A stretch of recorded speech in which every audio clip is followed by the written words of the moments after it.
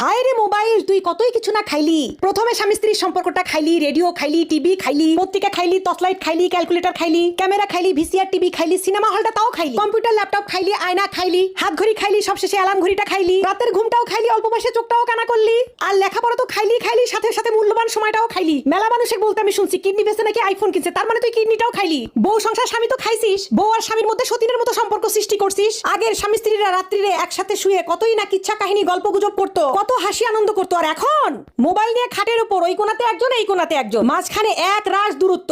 মনের মধ্যে কোনো মিল নাই, সংসার করতে হবে তাই করতেছে। স্বামীর স্ত্রীকে ভালো লাগে না, স্ত্রীর স্বামীকে ভালো লাগে না। সবাই মোবাইলের ভিতর আসক্ত, মোবাইলের ভিতরে যেগুলো আছে শুধু ওগুলো কি ভালো লাগে। স্বামীর অন্য বইয়ের চাকচিক্য ভালো লাগে, আর স্ত্রীর অন্যের স্বামীর কথাবার্তা চালচলন এগুলো ভালো লাগে। হায় রে কি যুগ পড়লো রে, মোবাইলে সবকিছুই খাইলো রে। আগের দিনগুলা কি যে ভালো ছিল। আগে স্বামী স্ত্রীর সম্পর্ক দেখলে বুক ভরে যেত। আমাদের নানি দাদিরা যে আছে তাদের ভালোবাসা দেখলে এখনো মনটা ভরে যায়। আর আমাদের মধ্যে খালি মারামারি।